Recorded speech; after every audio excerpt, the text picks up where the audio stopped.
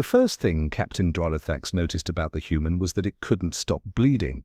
How pathetic! His mandibles clicked in derision as the red fluid leaked from the creature's wounds, staining the pristine white floor of the holding cell. The human male, designation Walker Thompson, according to the capture report, sat hunched against the wall, his soft, furless skin already bruising from the minimal force used during acquisition. But Drolothax had seen more resilient plant life on his homeworld. "You realize your species' reputation is vastly overblown," Doc Left said, his translator device converting his clicking speech into the human's primitive language. "The Galactic Council speaks of humans with such caution. Yet look at you. No exoskeleton, no natural armor, no venom glands, barely any muscle density compared to even our weakest warriors." The human's eyes, ridiculously exposed sensory organs with no protective covering flicked up to meet his. Drolothax felt a momentary discomfort at the direct gaze, but dismissed it as cultural revulsion.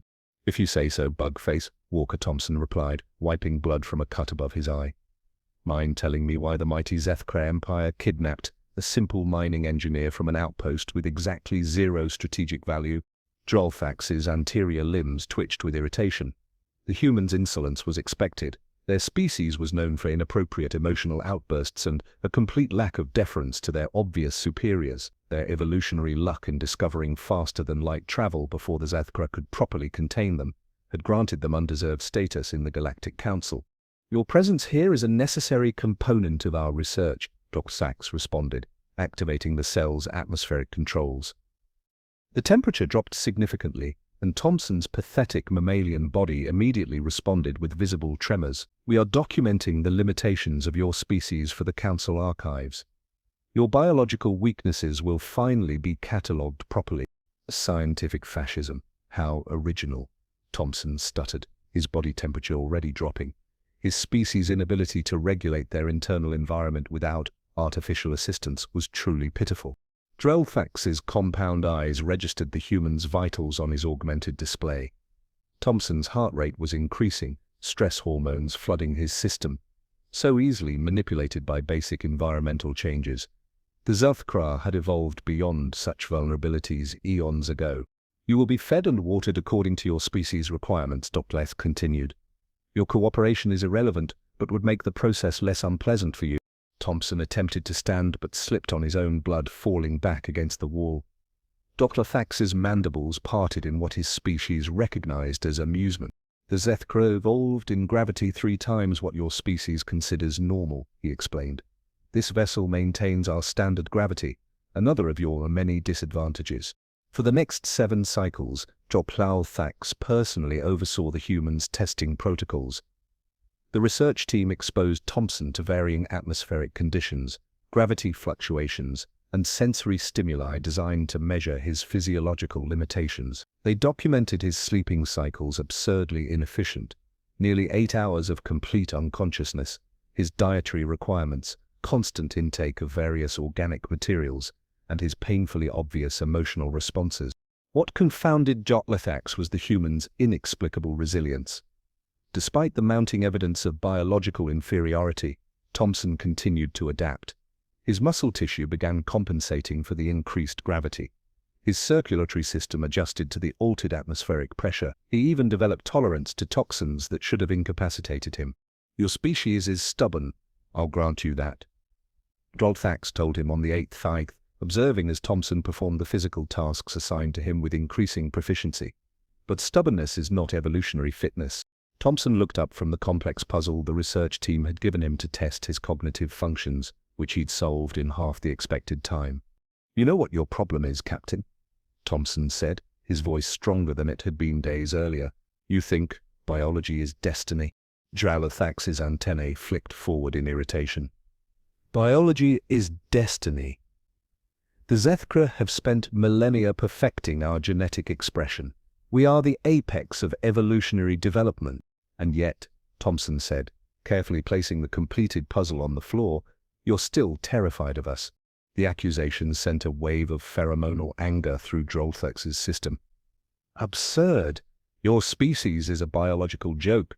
We have nothing to fear from creatures who can be killed by temperature variations of a mere 30 degrees. Thompson smiled.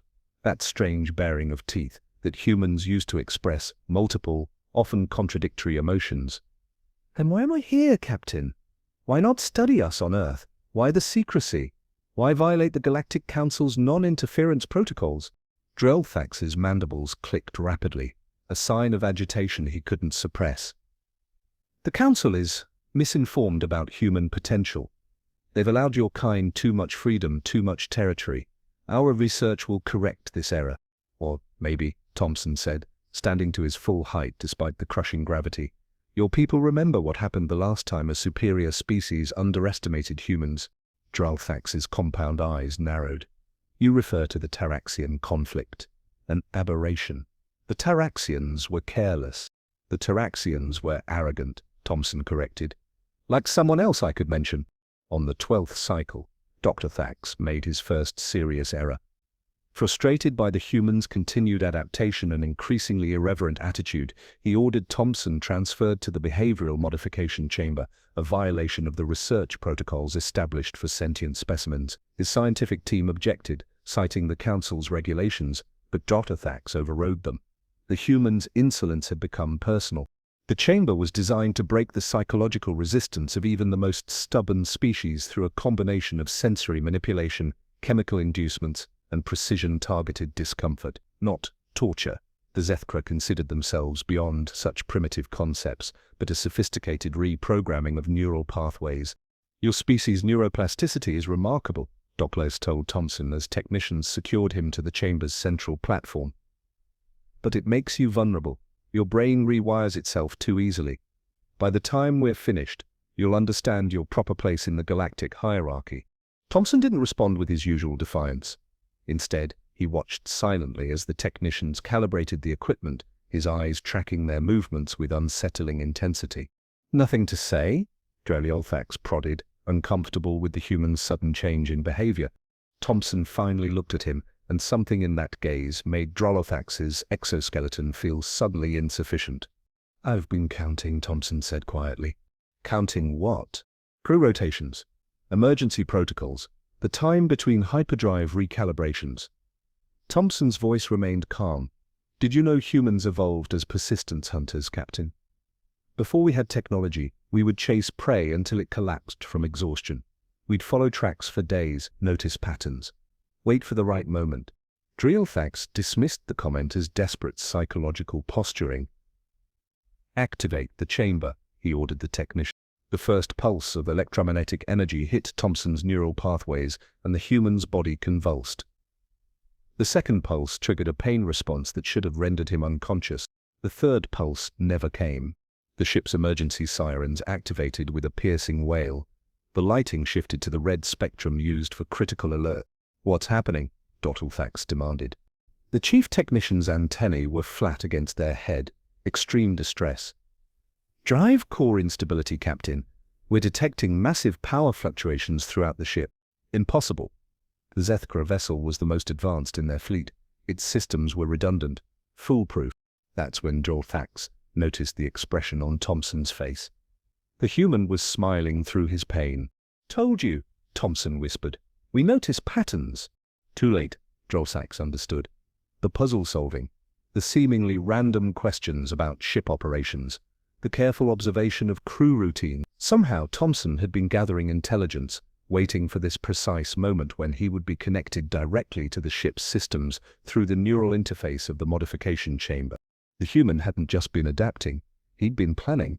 The restraints around Thompson suddenly released as the ship's primary systems cascaded into failure. Alarms blared as the artificial gravity fluctuated wildly, sending the technicians careening into the walls. Drellthax reached for his sidearm, but Thompson moved with unexpected speed in the momentarily reduced gravity, launching himself across the chamber. His soft, weak mammalian body slammed into Drellthax with enough force to crack his exoskeleton. As they crashed to the floor together, Thompson leaned close to Drellthax's auditory receptors and whispered, "Let me teach you something about human biology, Captain. Our greatest adaptation isn't our bodies, it's what we do when we're afraid, when we're cornered, when we have nothing left to lose." The last thing Drellthax saw before emergency stasis overtook him was the human standing over him, blood still seeping from his wounds, looking anything but weak. Captain Drylthax awoke to darkness. Not the comforting, filtered darkness of his sleeping chamber, but a raw, disorienting void. His compound eyes strained to capture even a fraction of light, but found none. The familiar vibration of his ship's engines was absent. The constant, reassuring electromagnetic field generated by Zethkra technology no longer caressed his antennae. Panic surged through him, an emotion he'd previously dismissed as a weakness of lesser species. Emergency protocols, activate, he clicked, expecting his personal command override to trigger the backup systems. Nothing. Status report, he demanded, more forcefully, his mandibles clicking rapidly in distress. Talking to yourself already. That was fast. The voice came from somewhere in the darkness, unmistakably human, unmistakably Thompson. Most species make it at least 3 days before the isolation gets to them. Drylthax attempted to lunge toward the voice, but found himself restrained. His limbs were bound with some primitive material rope, if he wasn't mistaken. How barbaric! More alarmingly, the restraints weren't the cause of his limited mobility. His exoskeleton felt wrong, cracked and misaligned from his impact with the human. "What have you done?" Drylthax demanded, forcing authority into his voice despite the pain radiating through his thorax. A sudden, blinding light flared, forcing his compound eyes to rapidly adjust. As his vision cleared, horror swept through him. He was no longer on his ship, the sterile, immaculate environment of Zethkra. Technology had been replaced by crude, rusted metal walls. The air was thick with organic particles, mold, spores, dust, bacteria that would never have been tolerated in a proper Zethkra environment. And there, sitting on what appeared to be a primitive storage container, was Walker Thompson. The human looked different. Still inferior, and fragile of course, but somehow more substantial than before. His wounds had been roughly treated with primitive adhesive bandages, and he wore what appeared to be a salvaged environment suit several sizes too large. "Welcome to E-17, Thompson said, gesturing around the small, dilapidated room. Abandoned mining outpost on the edge of the Kuiper Belt. No one's been here for about 15 years, which makes it perfect for us." Drylthax's voice was thick with contempt. "There is no us, human. My ship." "Your ship," Thompson interrupted, "is currently drifting through the Orc cloud in about 16,000 pieces. Managed to override your precious neural modification chamber and reverse the energy flow. Turns out connecting your ship's central control system directly to a prisoner's brain wasn't the smartest design choice. Impossible. The human had to be lying. No species' brain could interface with Zethkra technology without proper augmentation. Your lies are..." Drylthax began, but Thompson cut him off again. "Your emergency beacon is disabled.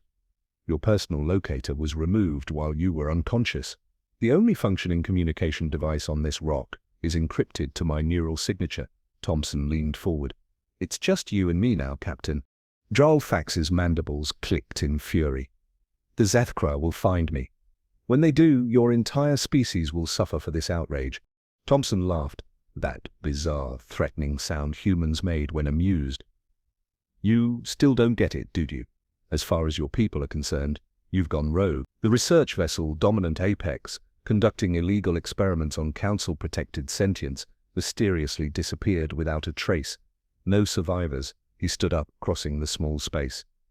"Your own records documented your increasingly erratic behavior, your obsession with proving human inferiority, your violation of research protocols." Cold realization washed over Drylthax. The human had not just escaped, he had systematically dismantled everything Drylthax had built. His career, his reputation, his legacy. "Why not simply kill me?" Drylthax asked, truly confused. "Because I'm human," Thompson said, as if that explained everything. "And because you're going to help me survive long enough to get off this rock." Over the following days, Drylthax's existence became a living nightmare. The outpost's environmental systems barely functioned, calibrated for human comfort rather than Zethkra biological requirements. The temperature fluctuated wildly, often dropping below what his exoskeleton could tolerate without supplemental heating. The Earth normal gravity was uncomfortably light, making his movements awkward and imprecise. Worst of all was the atmosphere, too much nitrogen, not enough methane. Every breath burned his respiratory passages. His once superior senses were dulled, his strength diminished by the inadequate environment. The very conditions that had tortured Thompson on the research vessel were now torturing him, but without the precision and control of scientific equipment. "Having trouble breathing?" Thompson asked on the third day, watching as Jolothax struggled to process the alien air. "I could adjust the atmospheric mix, make it more comfortable for you." Jolothax's pride wanted to refuse, but his body's needs overrode his dignity. "Yes," he clicked reluctantly. Thompson nodded and moved to a control panel. "You know what's interesting about humans, Captain? We're remarkably adaptable.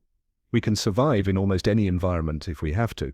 Not comfortably, but we survive. Your species evolved for such a narrow range of conditions that even minor deviations become torture. Is that why you keep me alive?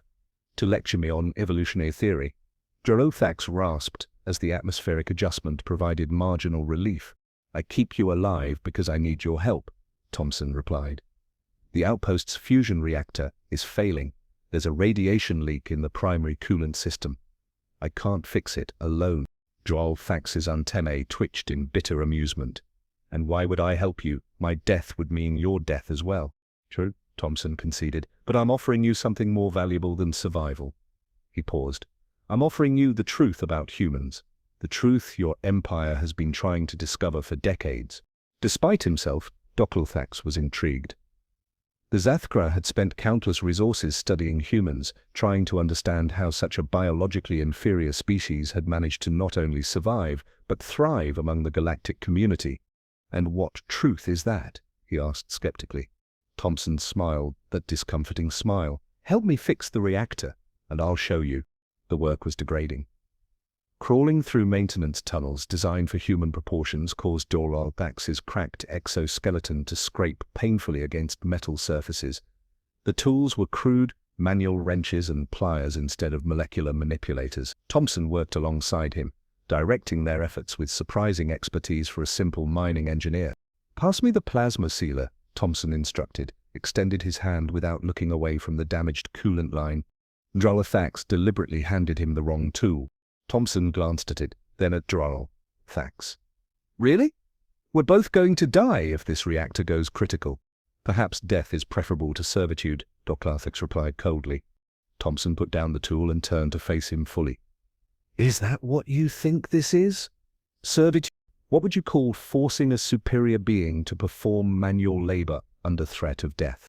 Thompson laughed harshly. "Superior? You're shivering because the temperature dropped 2 degrees. You can barely breathe without assistance. Your exoskeleton is literally falling apart, and you can't regenerate it without specific minerals your body can't produce. Tell me again about superiority." Jolothax's mandibles clicked in fury. "Circumstantial limitations. In my proper environment." "In your proper environment, you're formidable," Thompson conceded. "But that's my point. Humans don't have a proper environment. We make any environment work for us.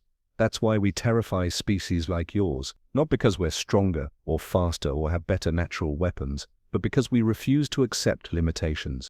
The work continued for days. Gradually, reluctantly, Jolothax found himself developing a rhythm with the human. Thompson knew when to push and when to provide assistance. He seemed to anticipate when Jolothax needed rest or when the pain from his injured exoskeleton became too severe. On the 6th day, as they were recalibrating the coolant system's pressure regulators, Thompson suddenly stiffened. "What is it?" Jolothax asked, surprised to find himself concerned. "Radiation levels are spiking," Thompson said, checking a primitive handheld monitor. "The containment field must be failing faster than I thought." He looked at Jolothax, his expression grim. "We need to stabilize it now, or we've got about 4 hours before this place becomes a radioactive crater." They worked frantically, racing against the steadily increasing radiation. Jolothax found himself impressed by Thompson's focus under pressure. The human made quick, decisive choices, some of which violated standard engineering protocols but proved effective nonetheless. "This isn't going to work," Jolothax finally said, as they struggled with a particularly damaged section of the coolant system. "The auxiliary bypass is too degraded. We need to replace it entirely." "With what?" Thompson demanded. "We don't have replacement parts." Jolothax hesitated, then reached for his utility belt, the one personal item Thompson had allowed him to keep.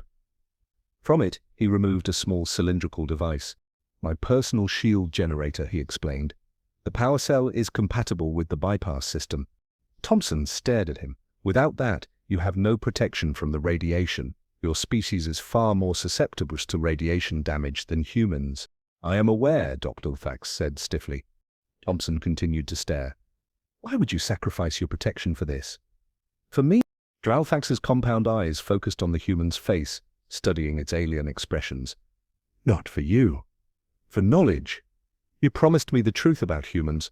I intend to collect." With the shield generator's power cell integrated into the bypass system, they managed to stabilize the reactor. The radiation levels began to decrease, though the damage to the facility was extensive.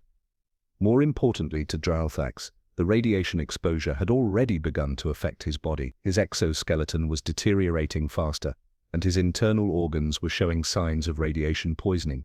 Back in the main chamber, Thompson administered a crude anti-radiation treatment, effective for humans, less so for Zithkra physiology, but better than nothing. As he worked, Dralfax studied him, seeing the human through new eyes. "You're dying," Thompson said simply as he finished the treatment. "The radiation exposure was too severe for your biology." "I know," Dr. Thax replied. His mandibles moved slowly now, the neurotoxins in his system failing to respond properly. "Before I do, I would have my truth." Thompson nodded, sitting down across from him. "The truth about humans isn't biological, Captain. It's philosophical. Your people study our muscles, our bones, our neural pathways, looking for some hidden advantage. But our advantage isn't hidden in our bodies, it's in our mind." "Explain?" Dr. Thax demanded weakly. "Humans survived on Earth despite being weaker than almost every predator. We had no claws, no armor, no venom. We were slow, soft, and vulnerable. By all evolutionary logic, we should have died out millions of years ago." Thompson leaned forward. "But we had something no other species on Earth had, the absolute refusal to accept our limitations as final." Thompson stood and walked to a viewport, looking out at the stars. Every other sentient species in the galaxy evolved to fit their environment perfectly. You became exquisitely adapted to your world. But that perfect adaptation became a prison. You can only survive in environments exactly like your homeworld. Humans never stopped being adaptable. We never stopped being unfinished. Dralfax felt something shift in his understanding. "Your weakness is your strength, not weakness," Thompson corrected. "Potential. Humans look at our limitations and see problems to solve, not unchangeable facts. That's why we're dangerous. Not because we're powerful, but because we refuse to accept that we aren't." As darkness began to creep into the edges of Dralfax's vision, he found himself considering the human's words. His entire life had been built around the certainty of Zethkra's superiority, a superiority rooted in perfect evolutionary adaptation. But perfection, he now realized, was stagnation. The Zethkra had stopped evolving millennia ago. Humans never would. "There's a ship coming," Thompson said quietly. "Emergency response to the radiation spike. They'll be here in about 6 hours. "Too late for me," Dr. Thax clicked weakly. "Yes," Thompson agreed, "but before you go, I want you to see something." The human helped him to the viewport. Outside, the vast emptiness of space stretched endlessly, but there, just visible against the blackness, was a small ship approaching. "That's not an emergency response vessel," Dr. Thax observed. "No," Thompson admitted. "It's a Zethkra scout ship. I sent a distress signal using your personal beacon 2 days ago." Dralfax's dying body surged with confusion. "Why?" "They will kill you for what you've done." Thompson turned to him, his alien face set in an expression Dralfax couldn't interpret. "Because this was never about escape. It was about truth. Your people need to understand what humans really are. Not through research and experiments, but through experience. Through you." As consciousness began to fade, Dralfax realized the final truth. The human had orchestrated everything. The escape, the outpost, the reactor failure, all to teach one Zethkra officer a lesson that might change an empire. "How did you know I would help you?"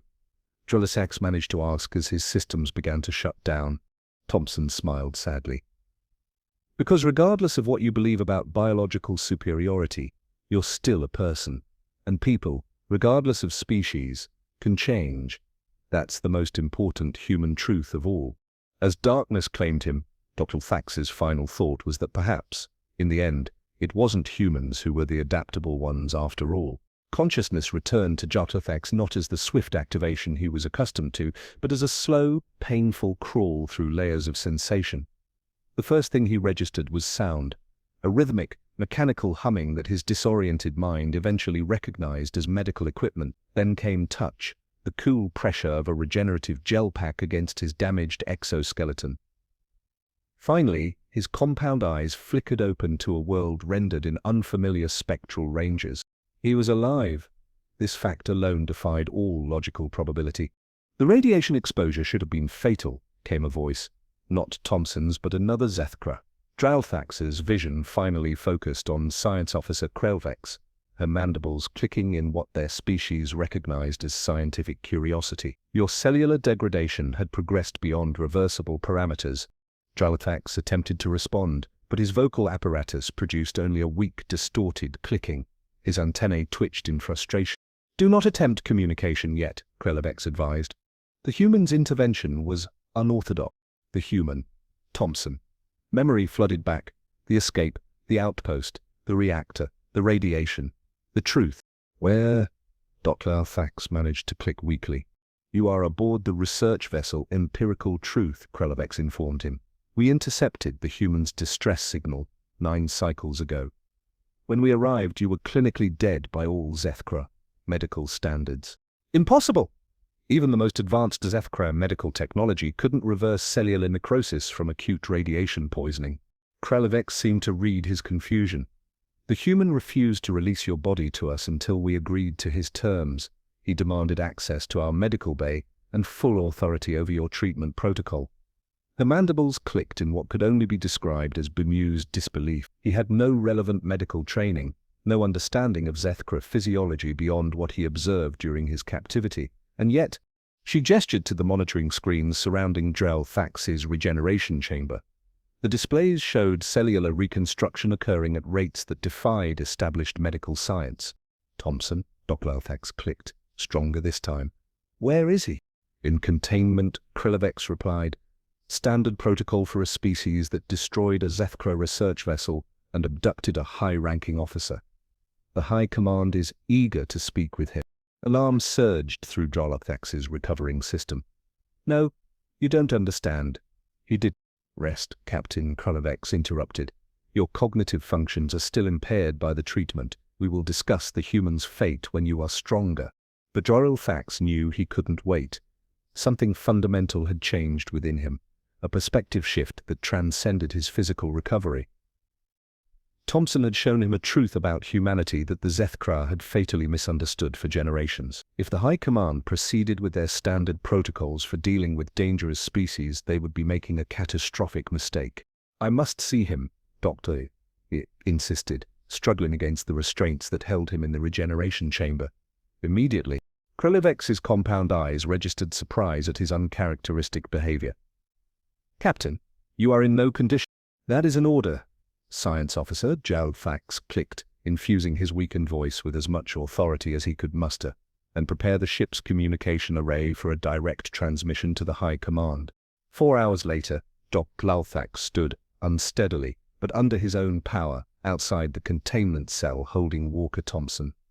The human looked much as he had on the outpost, though cleaner and with his wounds properly treated by Zethkra medical technology. He sat on the floor of the cell, seemingly unconcerned by his captivity, watching Dr. Dralthax with those unsettlingly direct eyes.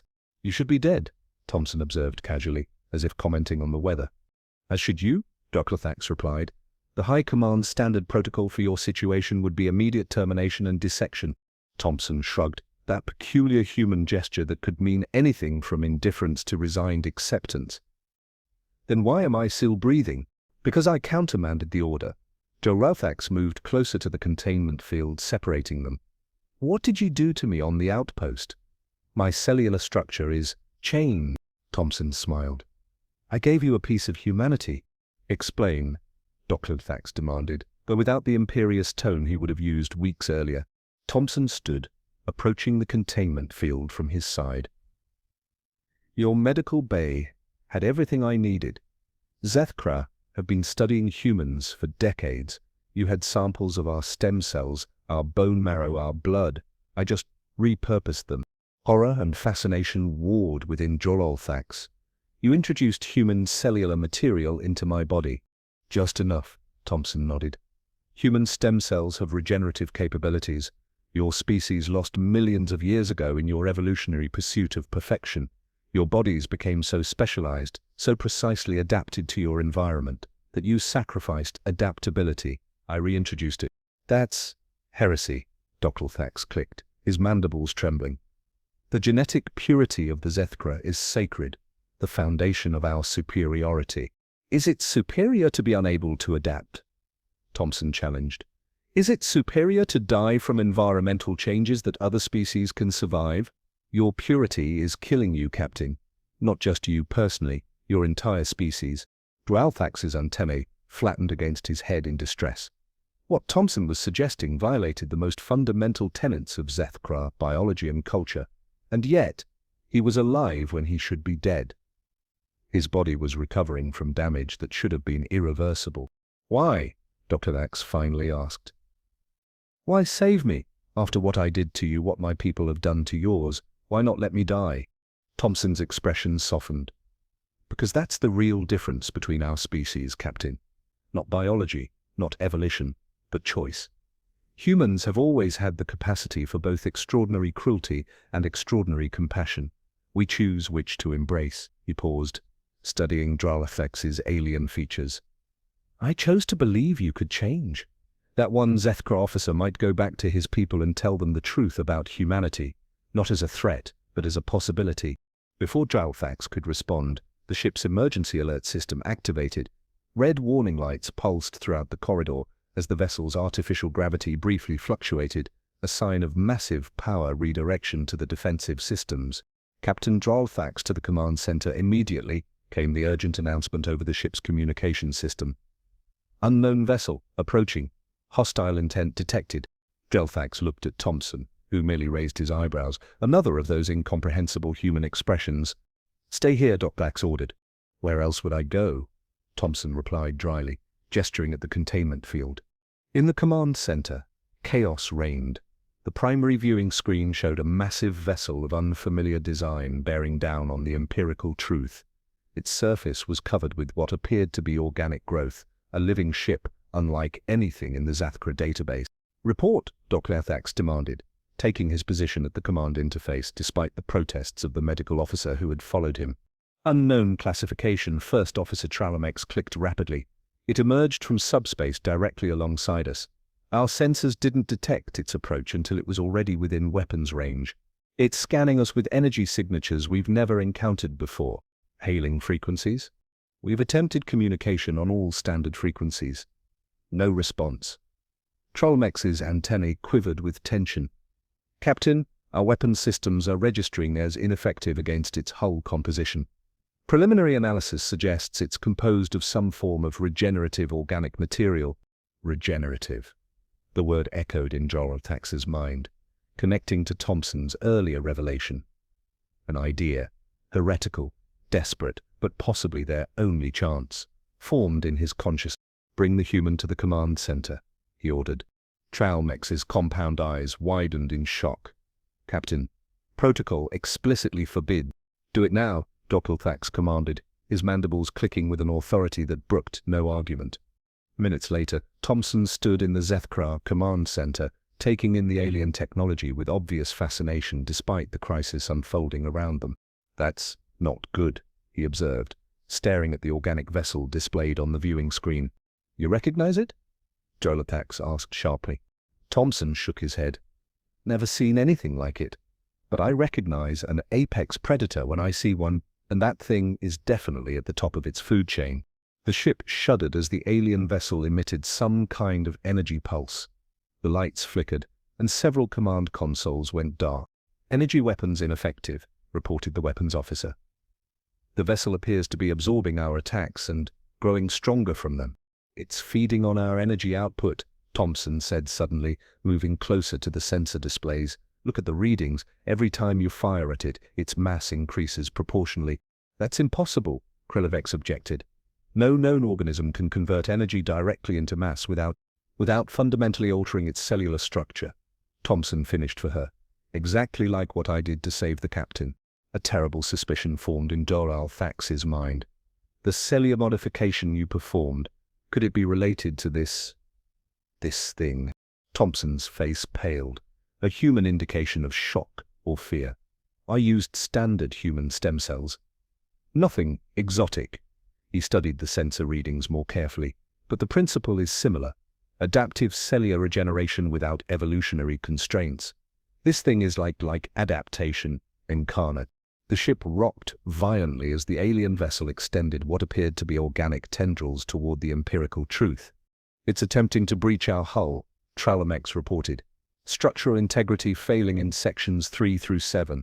Drothax made a decision that went against every instinct and cultural imperative of his species. Thompson, I need you to do to our ship what you did to me. The human stared at him in disbelief. What? Introduce human adaptive capabilities into our systems. Make us imperfect. The words were physically painful for Drothax to click, but he forced them out. Make us adaptable. Thompson shook his head. Even if I could, your ship's biological components aren't designed for that kind of radical restructuring. It would require a template, Drothax finished. Me! Use me as the template.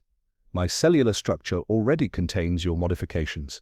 The human's eyes widened in understanding. You're talking about connecting yourself directly to the ship's biological interface, becoming a living conduit between human adaptability and Zethkra technology. The strain could kill you. If we do nothing, we all die anyway, Drothax replied simply. The next minutes passed in a blur of frantic activity.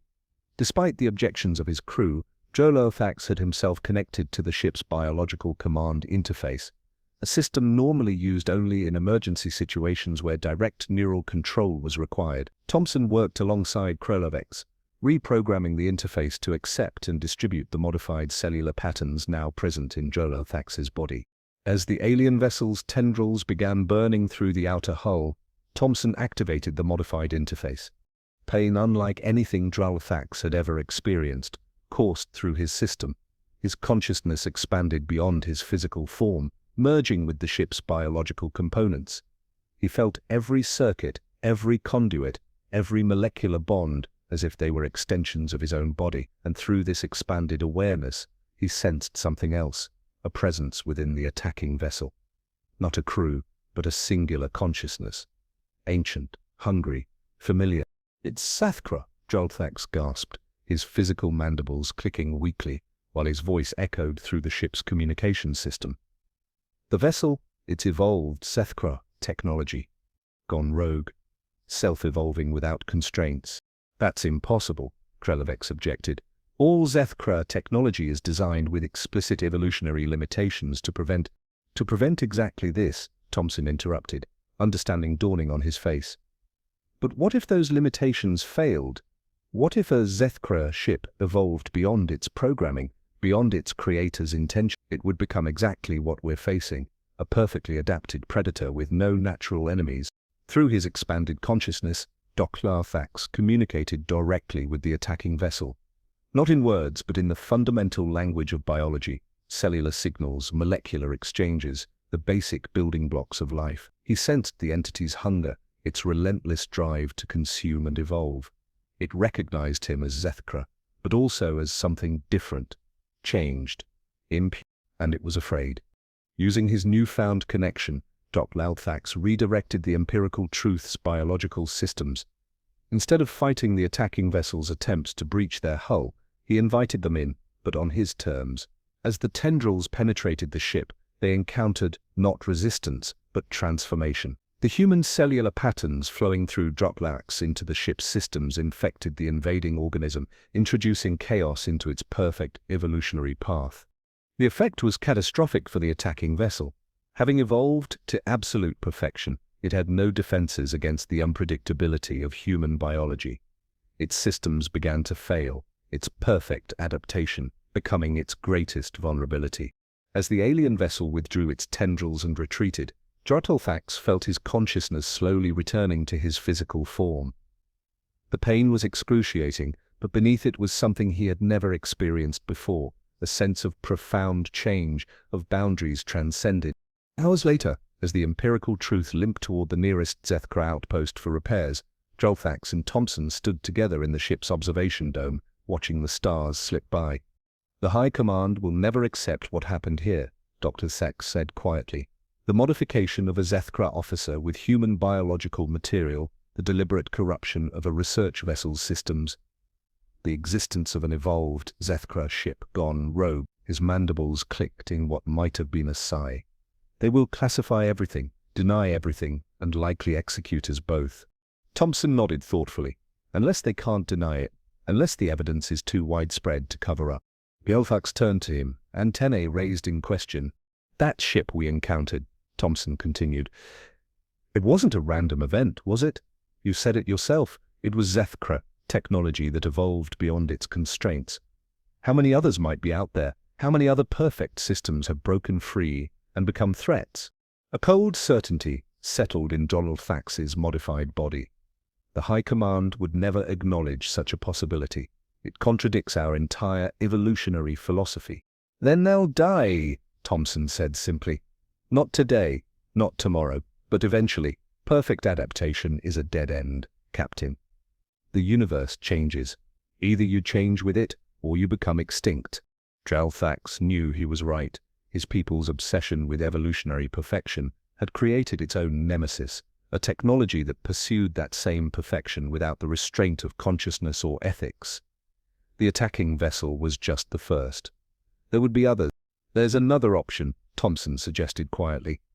"One that doesn't end with either of our species facing extinction." "Coexistence," Dr. Drolthax clicked, the concept still strange on his mandibles.